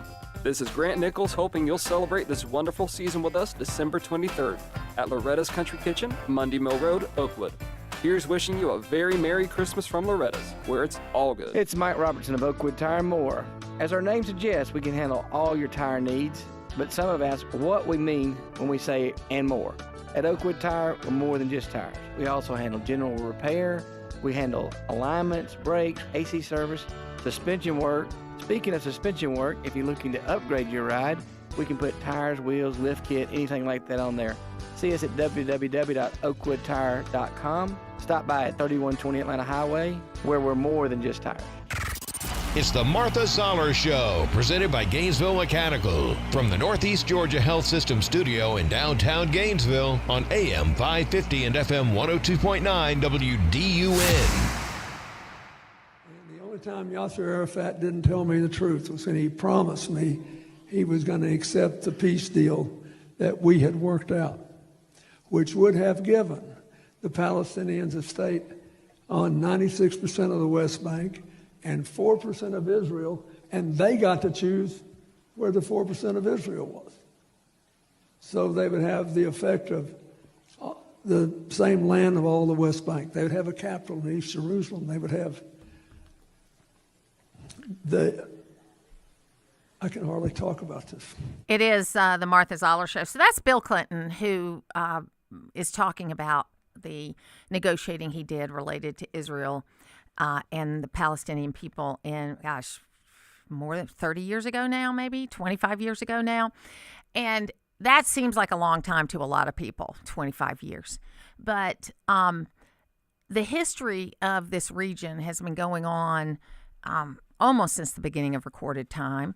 And it's complicated, and it's important, but it's also exciting. And I am so happy to welcome Jonathan Lipnick to the show today, who traveled with me in Israel and who was our kind of fearless leader on our tour guiding around the area, who could answer any question and who really helped us see the fabric and the color and the time of this complicated area that is Israel. Jonathan, thank you so much for being with me today. Thank you so much, Martha. It's a pleasure to join you. So tell us a little bit about you and your background first. Okay, so I grew up in the U.S. and on the East Coast, suburbs of New York City, Westchester County, New York, and went to college in Indiana at IU in Bloomington, and then really, had no intention of ever living in Israel full time.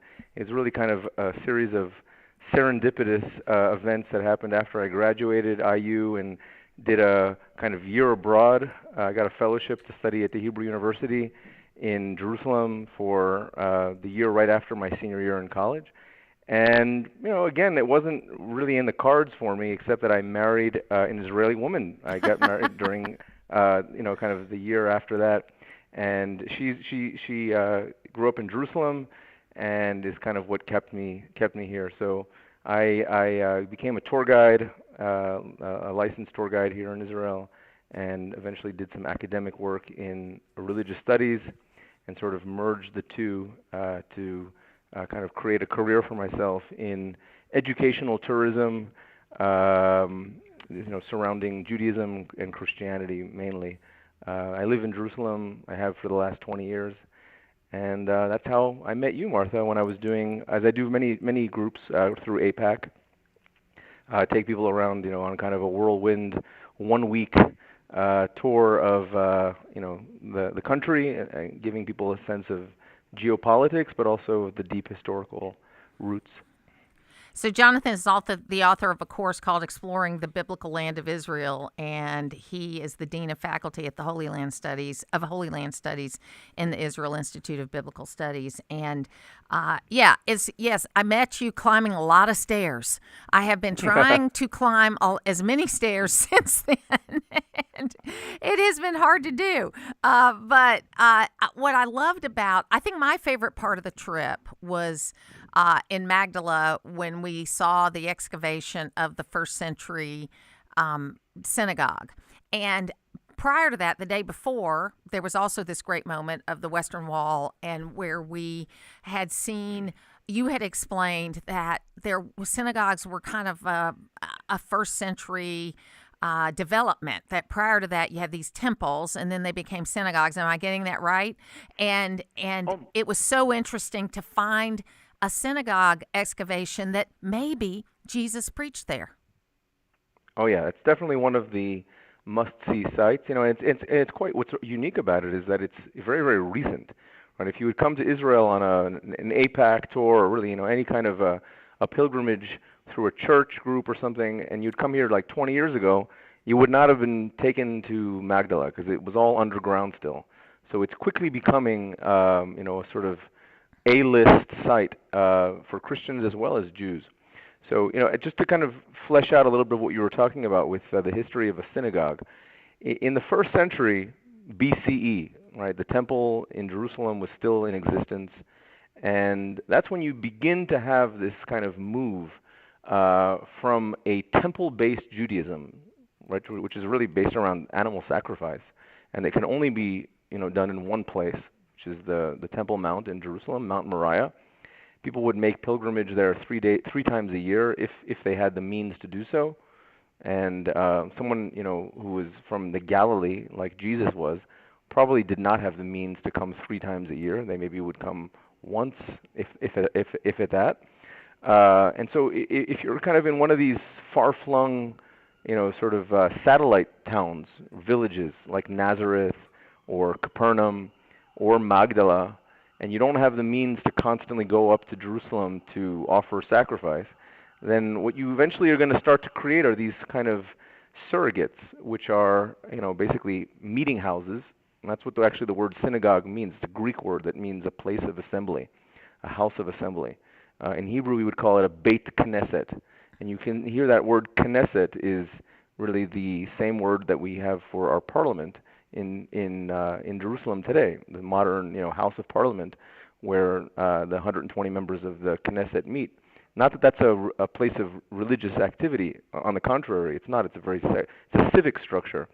But what it has in common with a synagogue is that it's a place where kind of community decisions are made, and that's probably what the function was of, that early synagogue that I showed you that we all saw together in Magdala. It was built when the temple was still in existence, probably in the final years before the destruction of the temple in 70 A.D. And because it's built, in a town called Magdala, which is associated with, Mary Magdalene most famously, we have every reason to think that Jesus, when he was an itinerant preacher on the shores of the Sea of Galilee in the year 20 or the year 30 AD, he would have, probably crossed through that synagogue and, probably preached there. It's funny, when I was thinking about this, I was thinking about in relationship to Christian history, where much later in the 1500s, you had the Catholic Church that was dominant, and there were these cathedrals, and they had, monasteries and nunneries and all that kind of stuff, but it was more... it wasn't as big as a temple where you had to go 3 times a year, but the cathedrals were very formal, and a lot of people didn't understand the language that was being spoken there, and of course people didn't read the Bible. And then you had the Reformation that came along through Martin Luther, where it began to sort of make, I want to say, make more public and make more available the ability for people to worship. And then the concept that's come out of that, I think, is evangelical Christian theology, where you study the Bible and your relationship is personal between you and Jesus or you and God. So I saw a similarity there, really, going from this temple, which is very formal, right? Very formal, lots of rules, all that kind of stuff. And I'm sure there were rules around the synagogues too, but they're more community-based. Absolutely. What you're describing is a kind of process of sort of democratization or egalitarianization. I know those are kind of big terms, but what we're talking about is basically bringing religion down to the level of the common people, which is certainly not what was being done in the Vatican in the in pre-Reformation times, or in the temple in Jerusalem, right, where it was basically a small kind of aristocratic club of priests who were sort of doing religion on behalf of the people. People would basically pay, a fee to come into the temple and to observe the sacrifices which were happening on their behalf. And what happens in the Jewish faith is that because the temple was destroyed in the year 70 and never rebuilt, it's not that people didn't want to rebuild it. They certainly did. They just couldn't. It wasn't possible. The Roman Empire, would not allow that to happen because the temple had been used as a kind of like a stronghold. It was basically a rebel stronghold where the zealots barricaded themselves. So it had this kind of political overtones that were too contentious. It was too kind of dangerous to let the Jews do that. So what happens is that the Jews, they make lemonade out of lemons, in the sense that they're not able to restore the temple, the third temple, and they create this what we call rabbinic Judaism, which is a surrogate. At the beginning, it was a kind of band-aid. It was a sort of temporary solution, but it becomes the new religion that all Jews today, whether they are Orthodox or Reformed or conservative, any denomination of Jews, people are essentially praying in lieu of sacrifice. They're in these kind of portable sort of shrines, which we call synagogues, which are, really very, very similar to churches in the sense that it's actually what the word ecclesia or church means. It's basically a place of gathering, an assembly, where you read scripture, you hear a sermon, you sing hymns, you sort of make decisions on behalf of the community together. It's basically it's a house of worship and not a house of sacrifice. And so there's absolutely something very, very similar, a kind of common denominator between the rabbinic movement of the first few centuries after Christ and the Protestant Reformation. Absolutely. Yeah, see, I'm a firm believer that it is in part of the human soul to search for God. And he may take different forms for different people, but that if you don't find that, whether it's Judaism or Christianity, it gets filled by things that maybe we don't like very much because people are searching for that something better than themselves, bigger than themselves. And you can fill that with good things or you can fill it with bad things. And, I know that's a simplistic view, but it's what I believe. And I was so touched by the tour we took where people are always discovering and finding things, whether it's the temple in Magdala or the path into the temple that we looked at in the city of David, where there are stones that Jesus probably walked on. But it was the piles of stone that were pushed off of the top of the temple when it was destroyed that I guess were found at some point in time. But as you explained it, that these piles were left there as a reminder of what happened in 70 AD. Yes, it's what you're referring to is excavations that were done, kind of at the Western Wall, but not the famous Prayer Plaza section of. I don't know how many of your listeners have been to Jerusalem and have seen. You certainly have seen, images on in the media or online of the famous section of the Western Wall where people pray. That has become the kind of open air synagogue that is used by Jews as well as Gentiles. Basically, it's a remnant of the enclosure which was holding up the temple.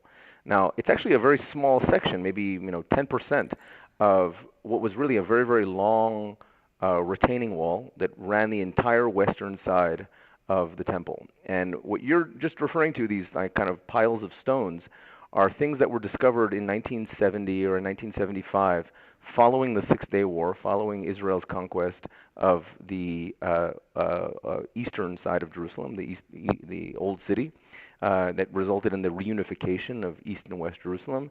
And for the first time really ever, Israeli archaeologists were able to dig up not exactly the temple, right? They weren't able to get up on top there for reasons that are kind of complicated. I'm not going to go into it right now unless you really want me to. That's but all basically right. down below the Al-Aqsa Mosque, alongside the Western Wall, is where a lot of archaeology was done because Israel has jurisdiction there, and they were able to find kind of a really rare example of a moment frozen in time. Generally, when archaeologists are digging through the layers, it's very kind of approximate. They assume that this is something from somewhere between the 6th and the 4th century BC, right? So with a very large margin of error. When you find this pile of stones, which is on top of the main street of Jerusalem, pieces of the Western Wall pushed down, it's not just a particular century or a particular year; it's a particular day. It's the 9th of Av, which is basically the 9th day of August, in the year 70 AD, which is the day that kind of cataclysmic destruction happens when the Romans basically put an end to what had been a 4-year rebellion against the empire. And in order to make sure that the temple didn't become, a stronghold for a second rebellion, they pushed down not just the building itself, where the priests were overseeing the sacrifices, but also the entire platform. And that is what has resulted in this pile of stones. So archaeologists kind of just left it like that. They didn't want to pick up those stones and reveal more of the street because it's such a powerful illustration of this kind of threshold moment in Jewish as well as Christian history, right? It's really the moment when the 1,000 years of sacrifice-based Judaism that was based around the temple comes to a very, very stark end, and then two new religions are going to be born from that: Rabbinic Judaism and, of course, early Christianity, which leads to today a variety of denominations, but it's a far larger religion. Christianity has 2.2 billion adherents worldwide, whereas Judaism has maintained a rather modest size, something around on the order of 15 million worldwide. Jonathan Lipnick, we could talk all day, and folks, you just heard a little bit of what I got to hear, and where it was very common for him to say, I'm not going to go into this because it's too hard to explain unless you want me to. But let me explain this. And it was a fantastic week. It has, we're going to be back, and I appreciate so much you giving us some of your time today. Well, thank you so much. And I just want to, reiterate some of the gratitude that I expressed before you guys all got on planes and flew back to the U.S. We're really so thankful and humbled by any visitors that we've had over the last 2 years when Israel's been going through some tough times. So I just want to invite your listeners to take you up on all of the interest that you're sort of cultivating in Israel. And if people have any interest, please reach out. I'm sure you'll provide contact information. And we'd love to have you come visit Israel. Absolutely. Thank you so much. Best to your family. Thank you. Thank you so much, Martha. Take care. Bye. Thank you. We'll take a break, and then we'll take you up to the top of the hour. What you see is what you get. I call it like I see it. What's right is right and what's wrong is wrong, ladies and gentlemen. We have always believed that on this radio program. It's Todd Starnes, weekdays at noon on AM 550 and FM 102.9 WDUN. I'm Frank Norton with the Norton Agency. Our family business has a legacy of honest, successful real estate brokerage. Buying or selling is an emotional and confusing process. We've been the trusted advocate for the best in home ownership. You need Norton now more than ever. Call us at 770-532-0022 or look for us on the web at gonorton.com. Our family serving North Georgia for 4 generations. North Georgia Land Trust. Is that what they call it, Brent? Count, that's it. 35 years of commercial real estate, but I've always wanted to start a new land trust for North Georgia, a place where landowners can create a legacy for their land. Everybody, we got Brent Hoffman in the studio today, and golly, Pete, this is interesting. Well, thank you. And all they have to do is communicate with you, right? Just maybe go to our website, northgeorgialandtrust.org. Easy to find my phone number. Love to talk to you if you'd like to set aside land for future generations. Well, tell me how you met Electronic Sales Company. Paul and I have been a customer of yours for 34 years. It makes my wife feel good, the fact that we have a monitored alarm system, and you guys have done truly a good job. Hey, folks, and if you're looking for what Brent's been experiencing for 30 plus years, call us at 770-532-3334. Also, we can be found on the website electronicsalesco.com. I'm Ed Evans, CEO of Consumer Cellular. Maybe you haven't heard about us. We're not one of the big guys. Truth is, we don't want to be. If you're over 50, Big Wireless has you paying for more data than you might need.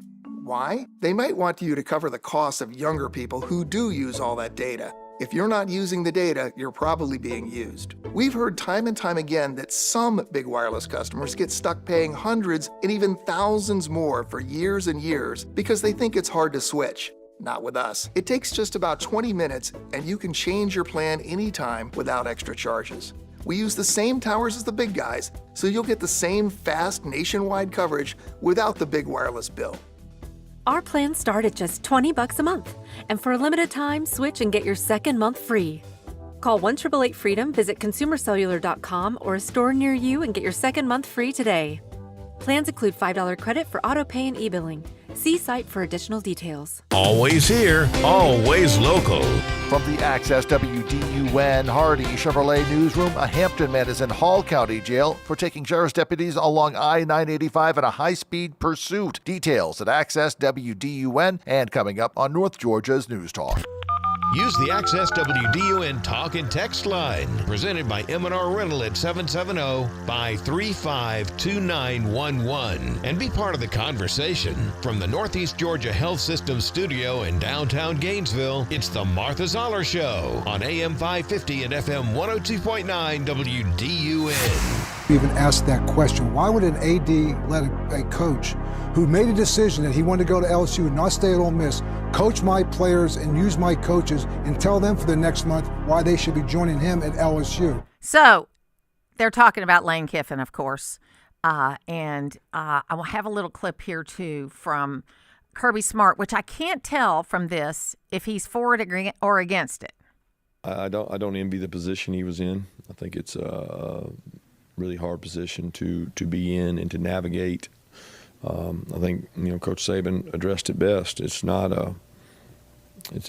We're in a time frame where ADs and people are making decisions in a timeline that's not congruent with the season and the playoffs. So that's exactly what Saban said, is that what they need to do in the NCAA is have like windows. You can talk to players at this time, you can talk to coaches at this time, and it doesn't interfere with the playing schedule. So, Logan, that's really what Saban said a couple of weeks ago, that, hey, you can't have, we've created this problem with Lane Kiffin.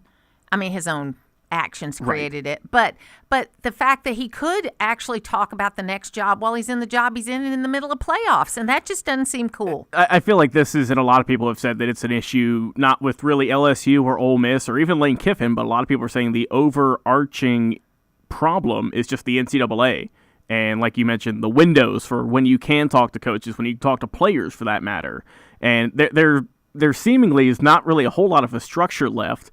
As we heard those sound bites that, Lane Kiffin saying, "Oh, hey, the athletic director said I can't coach the team anymore," trying to make it seem like it was on him.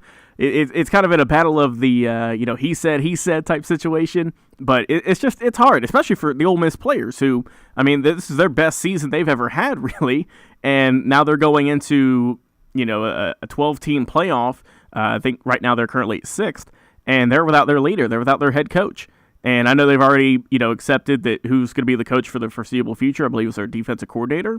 But it's really it's tough on everyone, with Ole Miss. And our own Shondell Summer, I know, is probably not too happy with everything going on. And I think that the sad thing is that, I mean, Lane Kiffin is a bad example for this. It's a problem we need to address.